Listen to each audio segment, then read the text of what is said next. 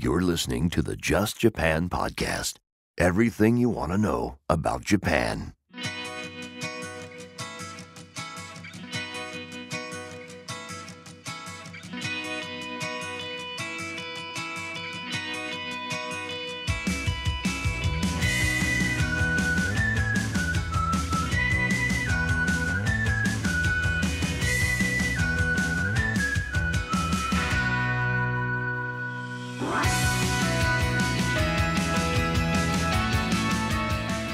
Well, hey there, folks, and welcome to episode number 180 of the Just Japan podcast. Anything you want to know about Japan, and, well, everything you want to know about Japan. My name is Kevin O'Shea, and I'm the host of this weekly podcast that brings you lots of cool stuff about Japan. That's right. And this week, we've got a great episode. Returning 2 weeks in a row is a friend of the show, Jim Mullins, and we're going to be answering your questions about Japan. This episode is a mailbag episode. We're all over the place, but we're talking about Japan and a lot of interesting things about Japan. So you guys are in for a treat. Now, of course, you can follow the Just Japan podcast over at justjapanstuff.com. That's where we call home. And also, you can always follow me on Twitter at JLandKev and check out the Facebook page, facebook.com/justjapanstuff. Always lots of great Japan-related content in the news feed over there. So we're all over the place, guys. And you know what? We're going to jump right into things with this week's episode. My chat with Jim, answering your questions, your mailbag questions about Japan. So let's get to it. All right, guys and girls, ladies and gentlemen, ladies and germs, welcome to episode number 180 of the Just Japan podcast. Woohoo! This week we've got friend of the show, Mr. Mully himself, the man McMahon. Ed McMahon. Oh, you're correct, sir. The man behind the Mully's Place podcast and Mully on YouTube and all of that stuff. Yeah. No need for the guy you listened to last week. Yes, no need for introductions, guys. Right. It's an American guy who's been living in Japan for a heck of a long time. So I've been here so long, I forget what it's like to be an American. Exactly. You spent more of your life in Japan than America, right? Yeah, I have. Yeah. And it's funny because people ask me, and sorry, let me take a little step back here. I don't travel home very often. Mm-hmm. Like I've been here 27 years, mm-hmm. and I've only been to the States like 5 times in that time. Wow. And the last time I was there was 2005. So it's been 13 years since I was in the United States. And people ask me, "Hey Jim, what's this like in America?" I'm like, "How in the heck would I know? I have no idea." But you know what? I don't know what it's like in America. But in Japan, there are talking heads on TV. There are, air quotes, pundits who come on Japanese TV who are foreigners, who are Americans, who speak Japanese, who have probably been to America as much as you have, who are often on as American experts. Yeah. Right? Exactly. Who's that creepy guy with the bleached hair and the old guy? He came to Japan, I think, in the 80s as a guitar player or something, or a musician. I don't know too many. I don't know too many of the foreign. Dave Spector. Bingo. Yeah, he's often on talking about. He's the one he's got the bleached tips, right? He's really creepy looking, and I think some cosmetic surgery, and he clearly is just completely out of touch with anything American culture, Americana whatsoever. But you know what, Kevin? I used to really, really dislike him. Like, I couldn't even stand to see him. If he came on TV, I'd just change the channel. Mm-hmm. But one night, there was some show on, I don't remember what it was, but somebody really wanted to meet him. It was like their dream to meet Dave Spector. Okay. And I was like, good God, I got to see this person. Was it a Japanese person? Yeah, Japanese person, okay. Right? It was their dream to meet. And it was a guy. He wanted to meet Dave Spector. Okay. I was like, I got to see this. So I watched it. And you know what? Dave actually took the invitation to go meet the guy, and he went to the guy's apartment. Okay. And sat there and talked to him for a couple hours, and he seemed like a really, really good guy. Well, Dave Spector did. I mean, he was like, he may be. I'm not criticizing him as a human being or saying he's a bad guy. It's just he's clearly someone who has lived away from America for an incredibly long time and probably doesn't have his thumb on the pulse of American culture. Yeah, for sure. But because he is a well-known, Gaikokujin Talento. They bring him on TV to be like a air quotes expert on things. Yeah. Well, see, my point was more that I always hated him. Okay. But then I finally saw him, like, oh, well, seems like an all right guy. No, I thought like when you mentioned the whole thing about like you've the last time you were in America was like 13 years ago, but people are always asking you like about America and what's going on in America. Right. It made me think of that. Like you'd be like not the ideal choice to be brought onto a TV show to talk about like the pulse of America.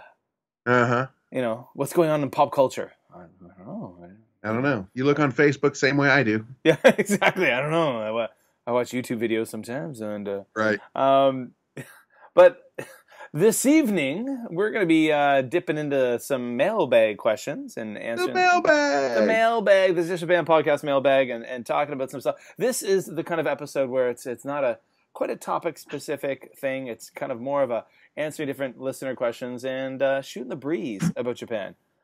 Right. Yeah. So I put a call out on Facebook last night and asked a few people, asked people to send me some questions. Got some questions, got some comments, got some things that weren't really questions and things that I'm not really capable of answering. This and that, but yeah, we'll give it a whirl. Okay. All right, Kevin. Yes. So let's see. Here we go. Mailbag.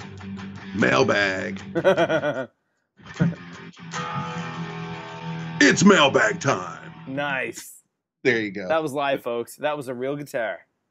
You go. Being played with by real hands, real arms, and a real guitar player. Nice, nice. Mailbag. The first question, I got to admit, I'm going to plead some ignorance here, and people are going to be like, "What the heck, Kevin? What's going on here?" But there is a level of ignorance because this is from Aki Speed. That's the handle on Facebook. Do you think Sapporo has a good chance of getting the 2026 Winter Olympics? The 2026 city will be chosen next year. Are they even? I don't even know if they're a candidate city. Are they? I don't know. Well, my view on that, I would say highly to most likely doubtful. Yeah. Japan had the Summer Olympics in 2020. 64. Okay, yeah. 1964, and then now in 2020, right? Yeah. Pretty big gap there. And then their Winter Olympics, I believe, were 72 and 98. So they just had a Winter Olympics like 20 years ago, right? Actually, I'm looking. By the way, I'm sorry to cut you off, but there are 4 candidate cities. There's Calgary, Canada, which had them in 88. Okay. Stockholm, Sapporo, and I'm gonna mispronounce this. I'm sorry. Sion, Switzerland. Oh, so Sapporo's actually bidding, huh? It is a candidate city. Wow. I would think, getting the 2020 Olympics here, they wouldn't go for 2026. Yeah, but I mean, at the end of the day, I think a lot of people agree that having an Olympics is more of a white elephant than anything. It's just, it is billions of dollars thrown. Yeah. And you know what, Kevin? I don't want to get political or anything, but I do have to kind of mention this. I am a little bit against the 2020 Olympics here in Tokyo. Okay. Because there's still so many people displaced from the tsunami in 2011. Yeah, and we're coming. I mean, we're doing this interview right now on the 7th of March. Yeah, so we're coming up on it, right? We're coming up on the 7th anniversary. 7th anniversary. This Sunday, I believe, right? Yeah, the 11th. Yeah. Jeez. I mean, there's still like more. I think more than 100,000 people that are still displaced from that tsunami and earthquake that haven't been dealt with yet. Yeah, still living in temporary housing, and yet they're building infrastructure to support an Olympics, right? Yeah, and and I get it. I get that they can't build a house for every single person. I get that part of it. But like you said, building apartments and stadiums and stuff like that. Yeah, I think I'd rather see that money take care of the people here first. Yeah, that's just me. Well, that's a really good point. And that's actually something I hadn't thought about. But dang, you're right. I mean, as we come up on the 7th anniversary of the Tohoku earthquake and tsunami, I mean, yeah, like you said, there's still 7 years, dude. 7 years. Wow, that's a long time to be living in one of them little temporary homes that they threw up. Yeah, which are essentially, like glorified shipping containers. Yeah. Yeah. So well, I've seen them. I've seen the insides of them on TV. They're not bad. Yeah. But when you're like, if it's just you and your wife, it's not bad. But if you got a family of 4 and you're one of them things, it's a little cramped. And once upon a time, you had a nice house and a nice business, in a town, and all of that has gone away, and there you live 7 years later, still in this kind of like essentially like a trailer park. Right. Yeah. Good point. So, maybe Japan could use their money better elsewhere. Right, Kevin, you're breaking up a little bit. Oh, okay. Well, that's China. You're like the $6 million man. That's like China, man. Like China, you just the internet, man. It's just wacky. And they're having another Congress here this week. So another kind of People's Congress with members of the party, I will say, are here in Beijing meeting. So that means that the internet will not be as good as normal. Okay. They intentionally disrupt the internet, essentially. Okay. And they make and obviously, in order for me to contact you and contact the outside world, I use VPNs, virtual private networks. Gotcha. And they make it much more difficult for those to work during special meetings and things. Oh, okay. Yeah, a bit of a thorn in the side, Yeah. Yeah. Well, as long as we can get this through. We'll get it through. So anyway, sorry to kick that off track with the housing situation, but no, personally, I don't know. I don't think the Winter Olympics will go to Japan. I think if anything, when I'm looking at that list, I mean, well, I don't know. Have there been a Winter Olympics in Sweden? Stockholm, hey? Oh, hold on, Kevin. Yeah. I'm so stupid. I am so stupid. Oh. Okay. I said, Sapporo's bidding? It's in the question. Do you think Sapporo has a good chance of getting the 2026 Winter Olympics? Duh. Okay. Yeah. But I'm looking at the list. So there's a Sion, Switzerland, Sapporo, Stockholm, and Calgary. Calgary had them in '88. Has Stockholm had the Winter Olympics? Okay. I don't know. If they haven't, dang, that'd be a good place. That'd be a good place to have them, right? Sweden, it's an Arctic country. But I mean, Calgary put on great chocolate. Calgary put on a good one in '88. We got movies like Cool Runnings from that Olympics. Yeah. But who knows? There's a lot of stuff connected to that Jamaican bobsled team. Exactly. Yeah. So okay. So basically, Jim and I have no idea. Yeah. We'll rub the it's all speculation. Yeah, exactly. Okay. I would say probably not. I would especially since we just did Korea. Yeah. And Japan had 20 years ago in '98, and then Korea, and then 2020 is going to be here. Like all of this right here in Asia right now. So they may take it to another part of the world. Yeah, and also, I mean, when you think about it, like they had, Japan and Korea co-hosted the World Cup in 2002. That's right. And they're having the Rugby World Cup here in Japan in 2019. Okay. And the Olympics the next year. I doubt it. Yeah, it's doubtful. It seems like too much, right? Like they got to spread it out. Right. And if I can add to the story a little bit, just for fun. Yeah. There was a big movement to try to get smoking banned here, like on the streets and in restaurants and places like that during the Olympics.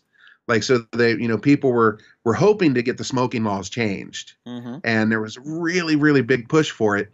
And they actually decided like a week or two ago to not ban smoking. Oh, really? Yeah. And do you want to know why? Because Shinzo Abe likes smoking? I don't know. Well, you're halfway there. Totally most of the people in the diet smoke. Oh, so the politicians like to smoke, therefore. The politicians like to smoke, therefore smoking. Smoking will be allowed. Now, there may be certain places that take it upon themselves to not allow smoking. Like municipal bylaws and whatnot. Right. And for people that are coming into Japan for the first time, if you're a non-smoker, For the most part, a lot of the streets are smoking's off limits. Yeah. Like I know Akihabara is like the electric town. You can't smoke on the street there. Even like in Kobe, I lived in Kobe for all those years, and in the last, like, say 2 years, basically all of downtown Kobe has become non-smoking. Yeah, and they have signs everywhere, and they got tons of bylaw enforcement officers like patrolling everywhere enforcing it. Yeah. And Nagoya is basically smoke free on the streets, and we know that because Victor's always getting people, right? He's always telling, put your cigarette out, I was actually we were down in Nagoya one time with Victor, and we were heading to the station, and there was this guy standing there smoking a cigarette, and Victor actually walked up behind him and picked him up, like bear hugged him from behind and picked him up, and told him, "You need to put that cigarette out." And he pulled the cigarette out from his mouth. Wow. He set him down and took his cigarette out of his mouth and, threw it on the ground, stepped on it. And I was like, man, dude. Taking life in your own hands, man. Yeah. I'll just say this. So Victor is a friend of ours. He's a YouTuber. Oh, yeah. We love Victor. Yeah, we love Victor. He's give me a break, man. Give me a flake, man. But you got to be careful doing that kind of thing. I'll just say I work with this amazing guy who's in my elementary staff, a male teacher who is a former professional boxer. And I've when I've Googled his name, I've watched him in arena fights. Oh, nice. As a pro boxer. He's retired now, and he's an elementary school teacher. You never know. Nice. You know what I mean? Yeah. You never know. You see this guy who's he could just kill a man with his bare hands. Yeah, this might, it could be one of these guys that, whoosh, this is a knife, Yeah, exactly, yeah. True enough. So I guess. And for the record, Kevin, I have passed 2 years smoke free. Yay! That's me clapping and cheering you on. And I remember when I first quit smoking, Victor was talking to somebody about me quitting smoking, and that person was really skeptical and said, "Oh, he didn't quit smoking. He didn't quit. He's not going to quit. You have to get at least a year in before you can say you quit. But he's not going to make it. Blah blah blah." Man, well, a load of BS. Yeah, 3 fingers are up. Choose one in the middle. The 2 years, baby. I just passed February 27th. 2 years. Congratulations, man. Congratulations. What's it been for me? I quit smoking, do the math here quickly, 12 years ago. So 12 years for me. And when I quit smoking, and for those of you out there listening, we're kind of all over the place. But I was still in Korea when I quit smoking, and I was up to 2.5 packs a day when I quit. So I was a very heavy smoker. I was smoking 2.5 packs a day. And I quit cold turkey. Yep, same here. 12, not 2.5 packs, but cold turkey. Yeah, 12 years ago. Something I will never do, and one of the wisest decisions I've ever made. Yeah, I'll never smoke again. Oh, neither will I. But moving on. Let's get more. Moving on. Let's get more Japan again. Kevin, let me ask the question. Let me ask the next one. Sure. Okay, because it's pointed towards you. Now that you're in China, and I'm curious about this myself. Now that you're in China, have you tried the Chinese style ramen? And if so, how does it compare to the ramen in Japanese? Okay, well, I've never been to an actual I've been to ramen restaurants here in China, but the ramen restaurants I've been to are all very Japanese style. So I'm not sure really what the Chinese style is, because at least here in Beijing, everything seems to very much so copy Japanese style or mimic Japanese style. Or now, are you in a Japanese community? The Japanese heavy community. I should say? Yes. My neighborhood, large neighborhood I'm in, has a very big Japanese population. So my school where I work and where I live, actually, I don't live in my school, but I live near my school, is actually across the road from the Japanese embassy. Okay. So literally, I can actually look out of my classroom window and see the Japanese embassy. And so I think that's probably why. I can speak to instant ramen. I've had a lot of Japanese or Chinese instant ramen. Pretty much the same, but spicier. Like Okay. everything is spicier here in China. They do like the heat. And I know the southern provinces in China, like Sichuan, obviously very famous for spicy food. Mm-hmm. And a difference is between like when you're eating in Japan versus China. When you order something, and I'm a fan of spicy food. I love spicy stuff. And Right. I'd lived in Korea for 5 years before I moved to Japan. So, in Korea, they do spicy in a big way. When in Japan, they say, this food is spicy. No. No, it's not. In my opinion, as a spice fan, as a hot food fan, when they'd be like, oh, be careful, this food is spicy. It's like, no, not at all. Yet in China, I've come to learn, when they say the food is spicy, yo, damn yeah. Yeah. Oh yeah. Pay attention to them, huh? Oh yeah, pay attention. Cause like you'll get like ramen. Like, I think there's this one brand of ramen that's pretty tasty. Instant ramen. And they've got the regular kind and the spicy kind. Even the regular kind is freaking super spicy. Like, cause we made the mistake of buying it for the kids a few times when we first got here. And the kids are like, we want to eat noodles, we want ramen. And we'd buy like it's ramen, and we look at it, there's no pictures of peppers, it doesn't say it's spicy. Okay, let's buy this one. And then the kids have like a mouthful and they're like, hot. And then like we taste it and we're like, oh god, that is hot. It's like, I guess you get a jam sandwich for lunch today, guys. Because that's all we got. We got bread and jam now. You have to take an ice cube to the bathroom with you. Yeah.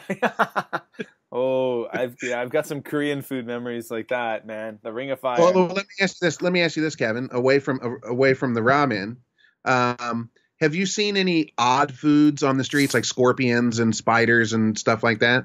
You don't just like on these street markets. You don't randomly see it. Like, you're not going to see a street vendor here and there with that. But there are definitely a few markets in Beijing that absolutely have stuff like that. Yes. Well, that's what I'm asking you. Have you seen them? Oh yeah, I've seen them. Oh yeah. Back in I haven't now. Back in 2002. Back in 2002, I visited Beijing when I was a young buck, living in Korea. Oh, I remember. I was only. What? No, go ahead. Nothing. I was only 40. You were younger. I can't even do the math. You were younger than 40 in 2002. But I can remember. I can remember. Like what, 34? I can remember eating scorpion on a stick when I was like 26 in Korea and visiting here. So in my new life here in Beijing, I haven't had the opportunity yet to visit one of those night markets, and that mostly has to do with the fact that I got 2 little kids. So it's hard with the 4-year-old who is normally, actually she fell asleep at 6 o'clock at the table tonight having supper. Okay. Because she's 4, and that's what happens. Sure. So I haven't had the opportunity to really go to night markets, and these night food markets where they sell that stuff. They definitely have them here. I've been to one of those markets many years ago, and I'm probably going to go to one of them, I hope in the near future, probably with some coworkers, not with my family, and hopefully I can vlog it. And I'm going to try to be adventurous and eat something gross. Well, let me ask you then, Kevin, from your memory. Yes. You said that was Korea, right? With the scorpion? No, I ate scorpion here in Beijing back in 2002. Okay. So besides scorpion, what other odd foods would there be? Oh gosh, like just giant grasshoppers on skewers, like just massive fat chunky cocoons where God knows what is inside of them. Frogs on skewers, just like, like stuff out of nightmares, The maggots, do you think they eat maggots? I don't think they would eat maggots. They eat other insects. I mean, insects are a high protein food that a lot of people eat. I know, like in Korea, there's something called bondegi, which I find absolutely disgusting, but I've eaten them. I've tried. What is it? Silkworm larvae. Oh, nice. Yeah, they smell like the sweatiest. Like a silk. Well, you would imagine a silkworm. The sweatiest sock you've ever smelled, and then boil it for a while. Are they big, like the size of your thumb? No, those are quite small. They eat them with toothpicks. They're pretty the size of a Tic Tac. Oh God! And you buy like a Dixie cup full of them. Okay, but it basically looks like a maggot, right? No, it's kind of like a brown little thing. Okay. Yeah, no, but there's some pretty frightening things, man. Definitely. Yeah. Okay. Now my next question along these lines: do they eat dog in China? You know what? I'm sure they do in some places. I've heard about it. I mean, you're not going to find that kind of thing in like Beijing's a tier 1 city. They have like tier cities, tier 1, tier 2, tier 3, whatever country. Okay. You don't. So tier 1's basically first world. Yeah. I mean, like I think I don't know if you have you seen any recent YouTube videos I put up and stuff or pictures, but like when I'm at a shop. No, I don't watch you, Kevin. Yeah. But I'm Jim. When you I mean the photos I put up, I mean occasionally I'll find some pretty wacky ones, but at the end of the day, like we got a shopping mall behind my apartment that's like as nice as any shopping mall you're ever going to be in. There's there's all like Audis and Porsches and Ferraris and stuff parked outside of like where I live every day. I don't live in regular China, which is a question we're going to get to a bit later on. I do live in a bubble zone. And when I say a bubble, it's not typical China. Like I live in a very upscale area. So my China experience is very different than even like when you watch like on YouTube, there's like two big China YouTubers. There's Lauwai76 and Serpent ZA. They're definitely the guys who know the most. They've been here a long time. They speak fluent Chinese and they kind of know the lay of the land. And my experience is very different than theirs, which is why I don't make China advice videos here in China because I don't know. But bringing it back to Japan, we're going to swing it around here for a moment here. Let's swing it around. We'll get back to this whole bubble thing in a bit. I want to go to Phil Manfield's question. Phil left a question on Facebook, and he said, "What's your dream vacation in Japan? A family trip as well as a solo trip?"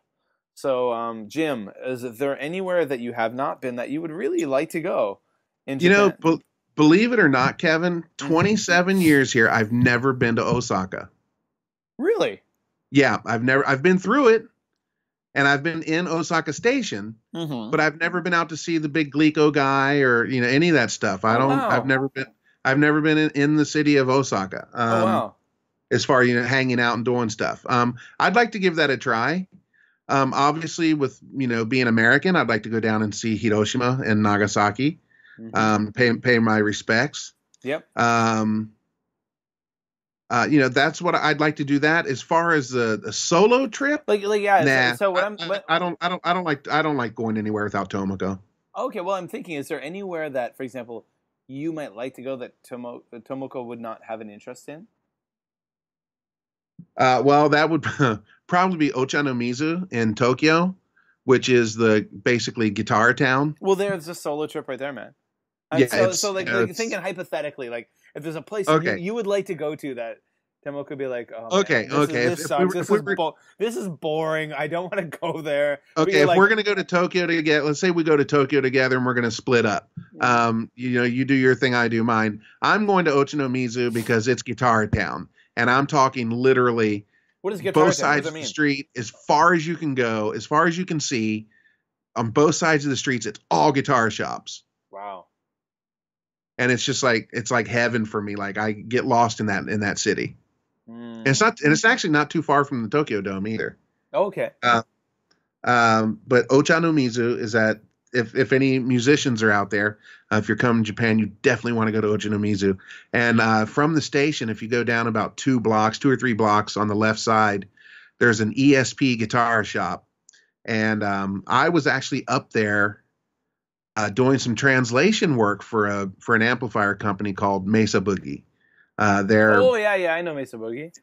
Their vice president and their international sales manager came to Japan, and they were looking for a new distributor for their amps, and they needed a translator, and they contacted me. They make nice amps, man. Yes, they do. Now, the long story short, what happened was I had bought a Mesa Boogie amp for my stuff, and I wanted to buy this bag, a messenger bag that said Mesa Boogie on it. I saw it online, and I went to my local store here, and I asked them to order it for me, and they came back and they said they couldn't order it. And I was like, well, that's odd. So I contacted the company directly, and I said, I'd like to order this bag. And they said, sorry, we can't ship to Japan because they've got this thing going with their distributor, right? So the distributor does their sales, and they don't interfere with that. So, well, how in the heck am I going to get my bag? Well, the guy that took my mail at Mesa Boogie, his wife was Japanese, probably still is. I guess they're still married. Okay.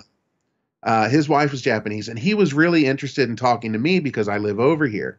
And we traded mails back and forth, blah, blah, blah. And we ended up, I bought the bag with my credit card. He sent it to my mom, and then my mom sent it to me. Okay. So that's how we worked around it. Now I probably traded, 3, 4, 5 mails with this guy, just talking about Japan, blah, blah, blah, blah. Then I didn't, I thought that was it. And like 3 months later, just out of the blue, I got mail from their international sales manager. He was coming from England with the vice president of the company, and they were looking for a new distributor, and they needed a translator. Okay.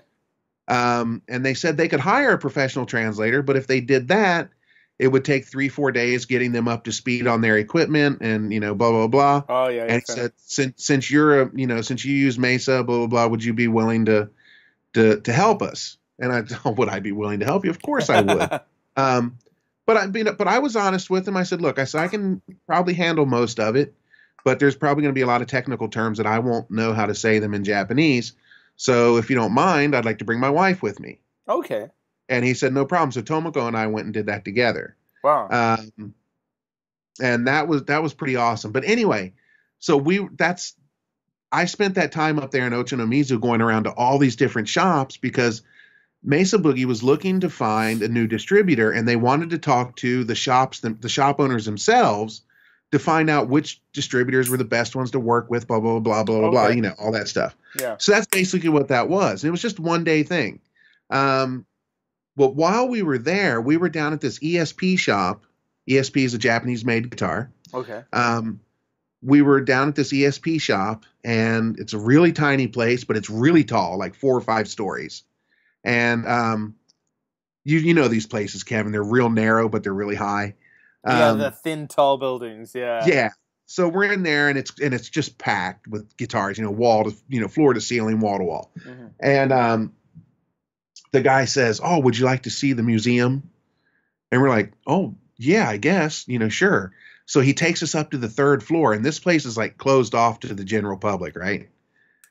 Okay. Kevin, we go up to the 3rd floor. There was like any collectible guitar that you could imagine was in that room. Oh, really? First year Fender Stratocasters, first year Les Pauls, like the rarest guitars you could ever think. He had like a whole room full of them. And I'm talking like mint condition. Things look like they just came out of the box. And we're talking like that one Stratocaster I saw, it had to be $50,000-$60,000 easily. Nice. And I'm like, and in this place, he's like, you want to play it? You just picture Eric Clapton playing it, right? Yeah, right. That's something Clapton. He's a Strat. Isn't Clapton a Strat man? Yeah, and I didn't think about that, but you're right. Clapton may have been in there before, Mm-hmm. But he's like, yeah, go ahead, to go plug it in. And I'm like, yeah, I'm not touching that. Yeah. Yeah, I'm not going to soil that. I'm not risking drop it. You buy it. Oh yeah. True. But that was just that's where I would go. Nice. Man, that was a quick answer, wasn't it? Yeah, very, very to the point. How about you, Kev?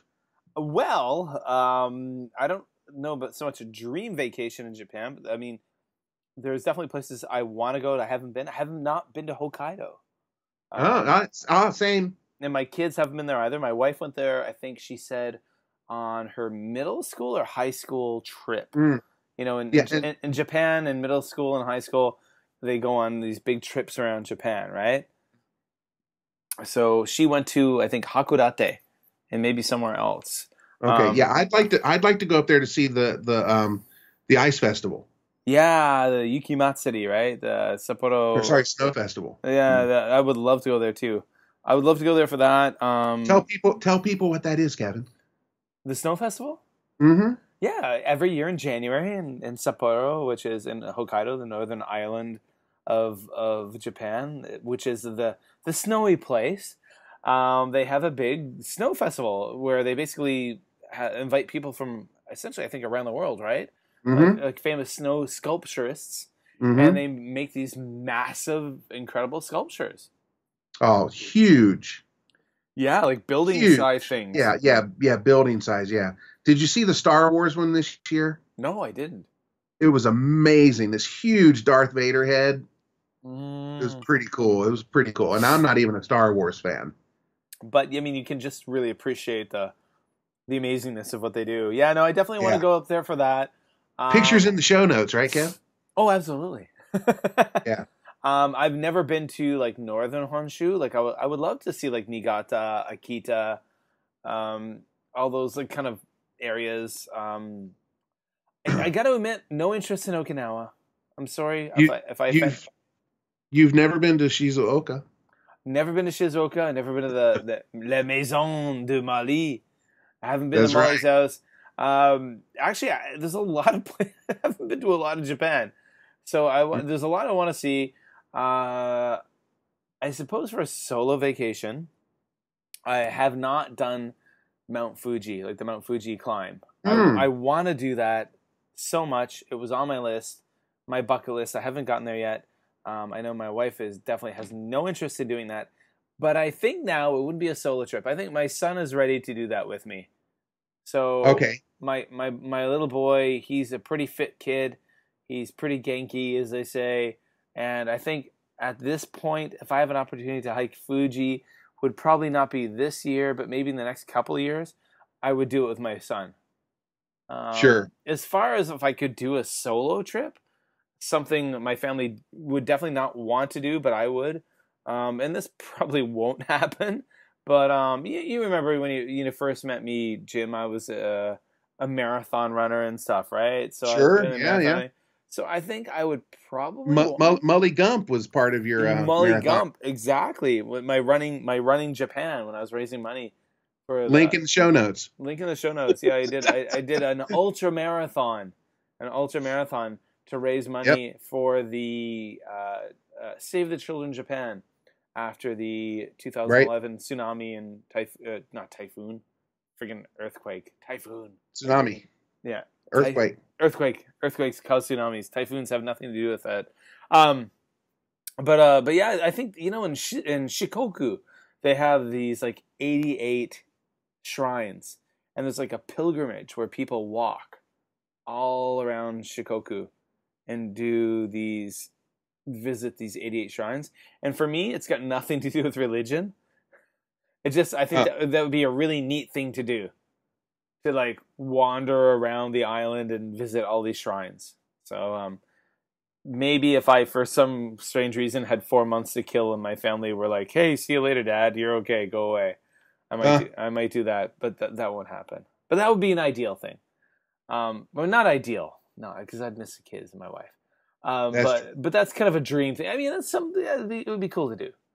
All right, Jim.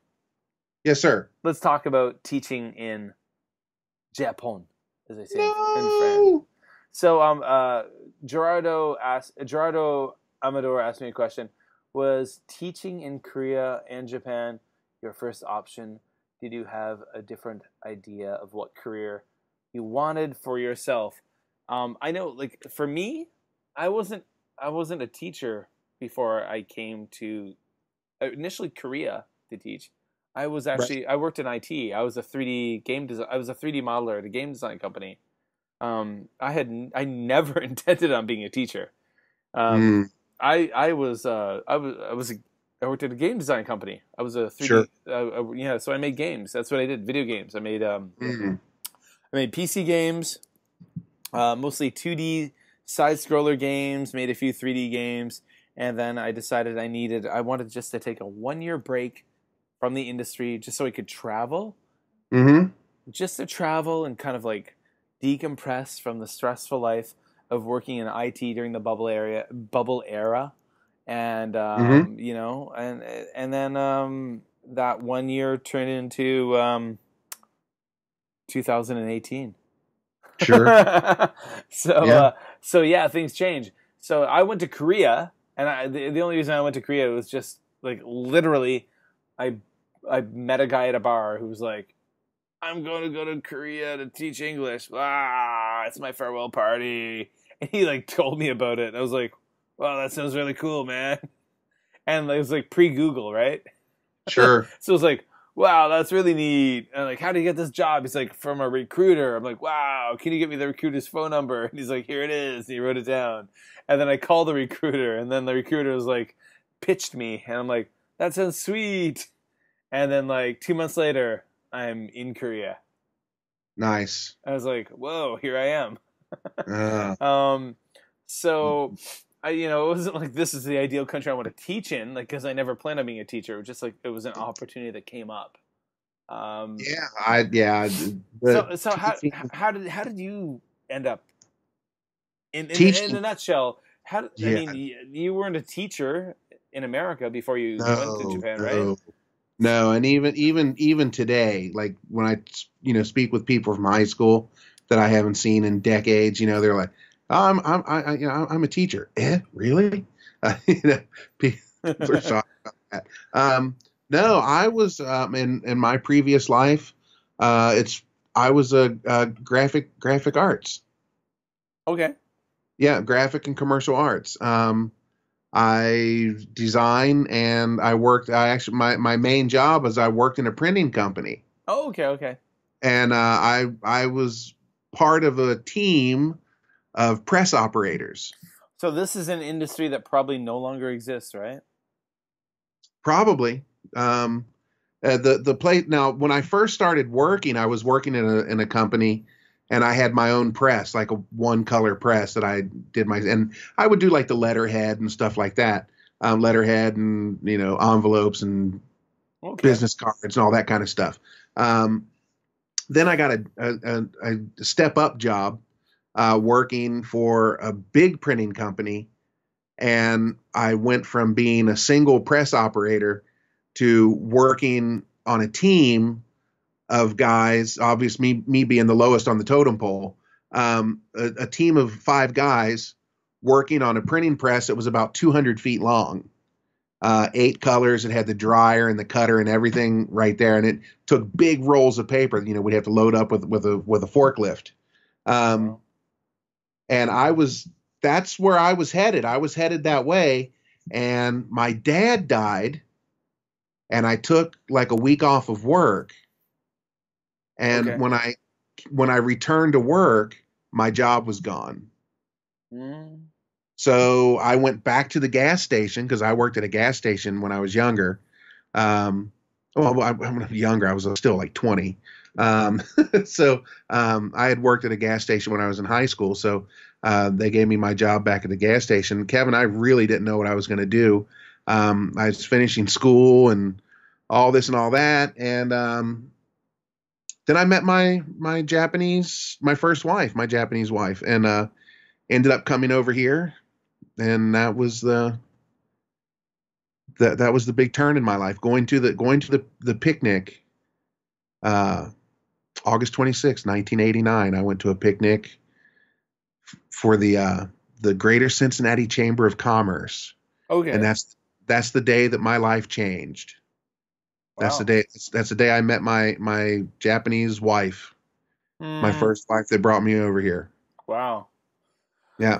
Well, there you go, man. Yeah. She's my ex-wife. Yeah. Now your ex-wife. Yes. Wow.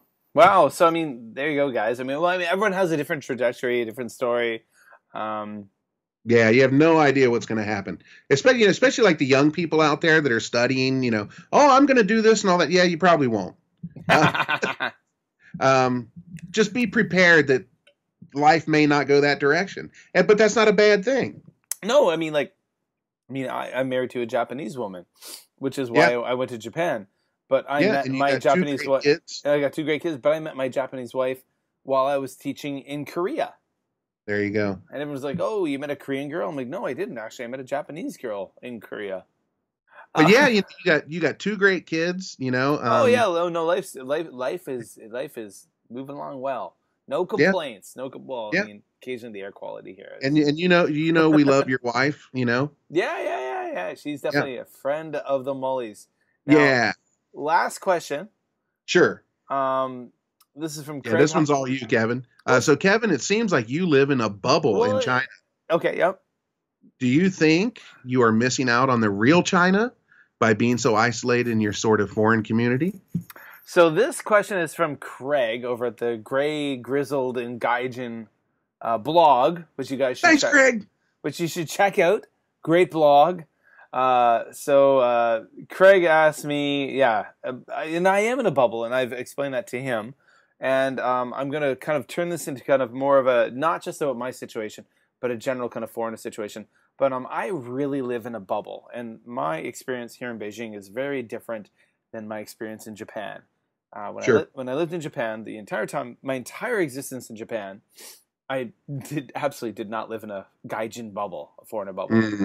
I'm married to a Japanese woman. I lived in this, just a regular Japanese neighborhood. My kids went to Japanese Yochien. Then my son went to Japanese Shogako before we left and went abroad.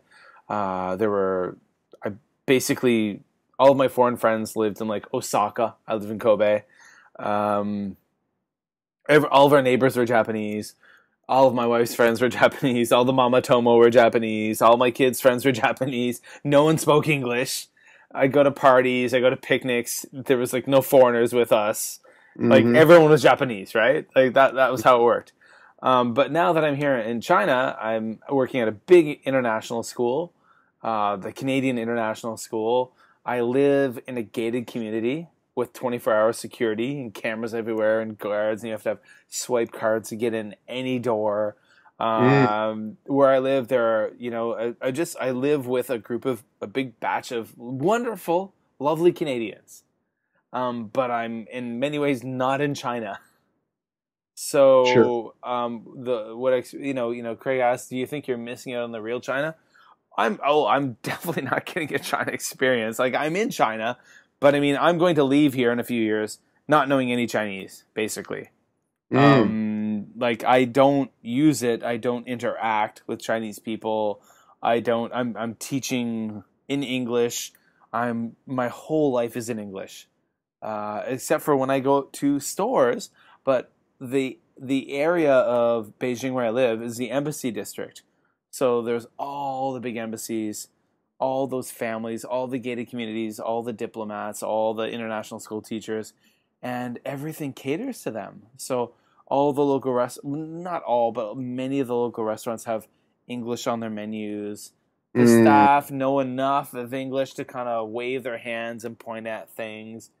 So I've gotten to the point now where both my kids, Kai and Rena, they have Chinese class an hour a day. Part of the They have part of the curriculum. So every day they translate for my wife and I now. Like wow. I literally was at a fruit shop the other day trying to buy a basket of strawberries, and the woman was trying to tell me how much, and I didn't know how. I couldn't understand her. And my 4-year-old daughter told me, "Daddy, she's saying 40. Oh, 40 kwai, 40 RMB. Okay, here." And I give her the money. And I was like, yeah, that's right. I'm like, oh, wow. Okay. Kids are like a sponge, aren't they? Well, so they're a third language now, right? Right. Wow, that's awesome. My kids now, have you picked up any words at all, Kevin? I picked up a few, but not much, because I literally just don't have the exposure. Sure. It's a very different experience. Like, now, do you say ni hao and xie xie to people? Oh, yeah, of course. Xie xie. Xie xie, ni hao. and other things. Mayo. We don't have. Was that mayonnaise? Mayo. We don't have that. You get that? Oh, okay. No. It's yeah, no. So it's, I do live in a bubble. But what I wanted to ask you, I mean, one thing sure. I did mention to you before we started recording was, you know, even in Japan, it's pretty common for a lot of foreigners, especially young foreigners in their 20s who become English teachers, to find themselves in a foreign bubble, even though they're not living, like, you know, where I live in is I live in a very different situation than in Japan. If you're teaching at a big international school, even in Japan, you're just going to be living in the community. But because of China, security issues, we're in a diplomatic zone, a lot of people who are in my situation live in gated communities with, like, right? Yeah, literally gated communities, like big walls, security guards, blah, blah, blah. But that doesn't happen in Japan. But no, not physically. Not physically, right? But foreigners can find themselves often, like, you know, if you're working in an Eikaiwa situation, you got to figure that you're working with the foreigners in your school every single day, and you're speaking English most of the time, obviously, because you're teaching.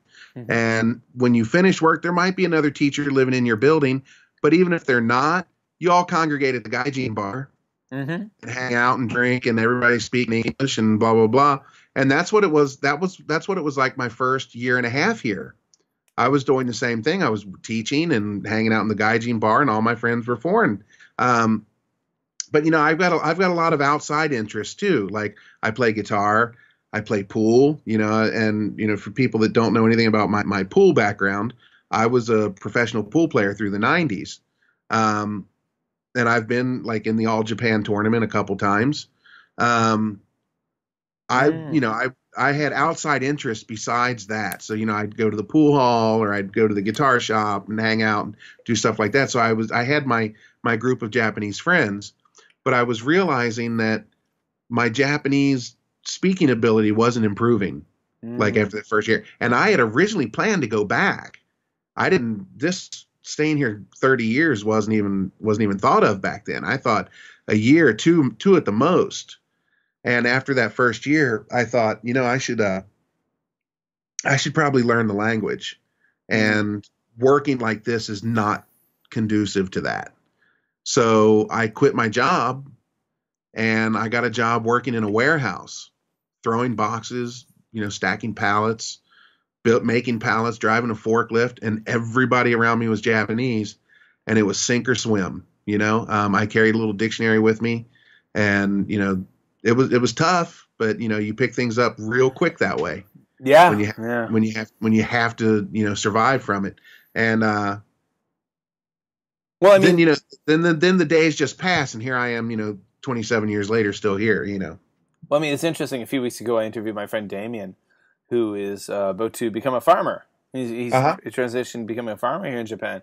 He's Australian. Right. He's lived in Japan for about 12 years. And his Japanese isn't too bad. You know, it's not at your level, but it's not too bad, because he's been like a judo enthusiast his entire time here, and he's earned himself a black belt in both martial arts, which means he's done a lot of training with a lot of Japanese martial artists who don't speak. Oh, Kevin, that's actually a really, really good point. Like, somebody like him, he could probably talk your ear off about jiu-jitsu and karate. I could talk your ear off about pool in Japanese, right? Yeah. I probably wouldn't understand a word that's coming out of his mouth when he's talking about jiu-jitsu. You know what I mean? Because it's one of those topics I don't know anything about. Yeah, and he's now making the transition to becoming an organic farmer. And you were telling me about him, down in, like, Hiroshima Prefecture, not Hiroshima City, Hiroshima Prefecture. And I can remember, like, when he was on the podcast, I'm like, well, I guess your Japanese chops are going to get a lot better. And he's like, yeah, I guess so.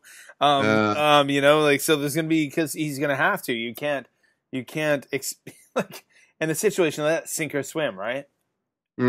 So, and I'm sure, I mean, I know him. He's a really smart guy. He will swim and do well. But I'm sure, like, his Japanese will improve a lot. But then it's going to be a whole other vocabulary, right? Sure. You know, I mean, it's not going to be like agricultural talk and planting and this and that. You know, probably a lot of verbs and adjectives he's never used before. Yeah. So, I guess, when you do move to a place, and I mean, I'm in my situation, I will admit I'm here for professional purposes only. Mm-hmm. I'm here because I got a great job, and I'm here to kind of advance my international teaching career. I will try to pick up a bit of stuff, but I'm not here. I'll freely admit, my family and I are not here for the air quotes China experience. Sure. We're here for the professional experience, promote ourselves in life. Ideally, we want to end up back either in Canada or Japan. So I'm going to be honest. I've been studying Japanese more since I've been here. Oh, really? Nice. And it makes sense because I've got that connection. My wife is Japanese. Oh, let me ask you, Kevin, how much do you miss Japan? Butt tons, man. I do. I really miss it a lot. I really do miss Japan. Wish I was living there. I do. I really. I just like everything about it. And that's the thing. Like we're involved in the Japanese community here in Beijing. We went to the big Japanese community. They had a big Christmas party, a big Christmas banquet at a hotel, and to walk into this giant room filled with all kinds of Japanese, like hundreds of Japanese people eating buffet and stuff, and there's music playing, and there's like 3 other white guys in the whole room, and I'm just like, this feels comfortable. Because I actually understand what people are saying. Yeah. And then and then the people are all really surprised and confused when I'm speaking a little bit of Japanese to them. I'm like, yeah, I have the same thing. Like I said, I don't go home very often. So when I do, I'm in the States maybe 2 or 3 weeks, and I'm ready to get back to Japan. I don't feel comfortable over there anymore. Because it's a whole different lifestyle for me, and I'm not used to that, and I don't like change to begin with. So when I go back to the States and I'm just like 2-3 weeks, I'm like, yeah, let's get back to Japan. Well, this year we're going to be we got a pretty big summer vacation, so we're going to head back to Japan. My last day of school is June 16th. We're going to head back to Japan the next day for 2 weeks. Mm-hmm. And Kai's going to go to the local shogakko for 2 weeks. Okay. We're arranging it. And we're trying to arrange for my daughter to go to the local, our old neighborhood yochien, like if she, for a couple weeks. And then we're back to Kanakistan for 5 weeks.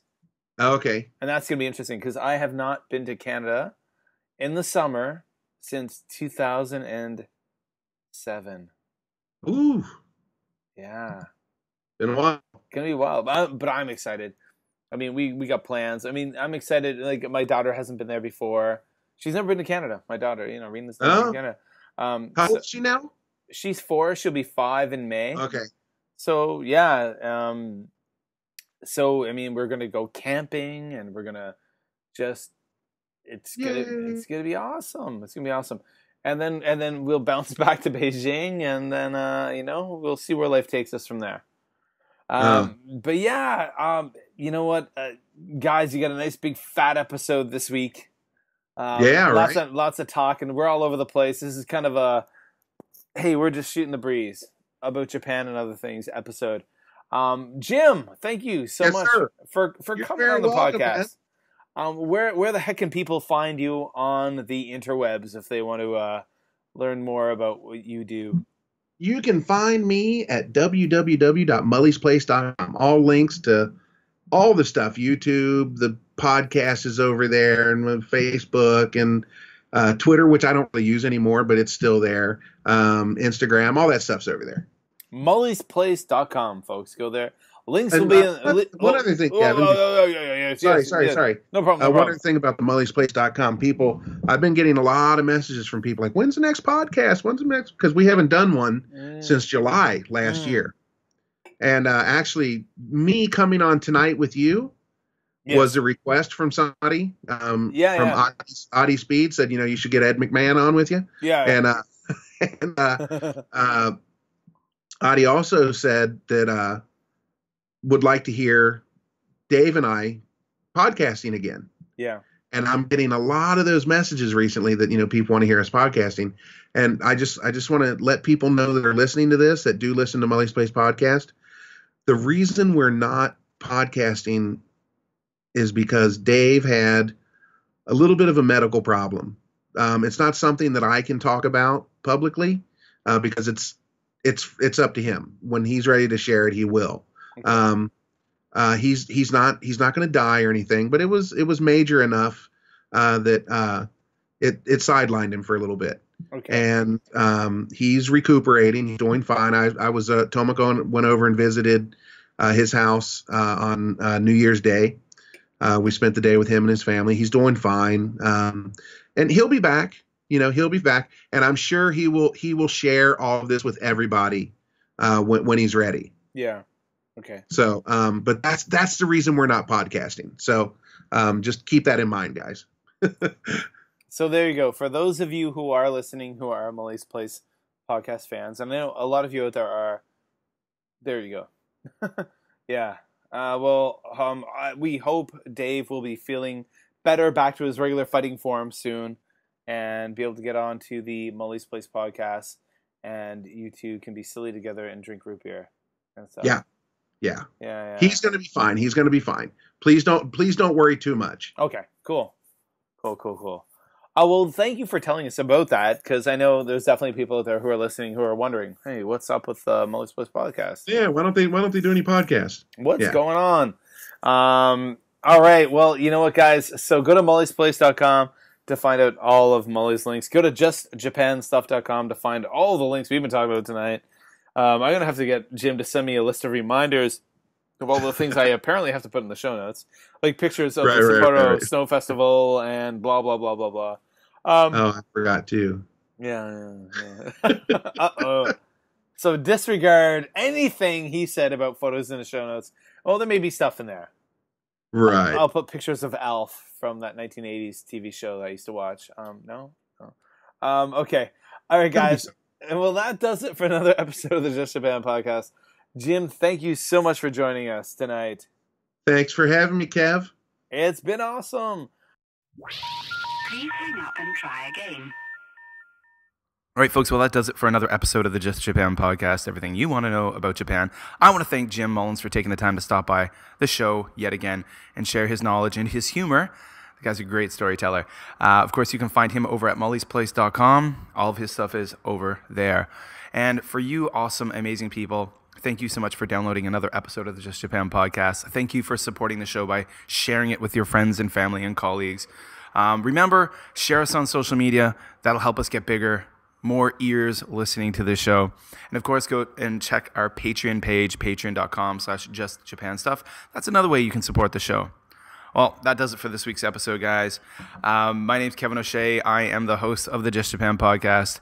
And I want to thank you guys for listening. So wherever you are in the world, hope you're happy, hope you're healthy.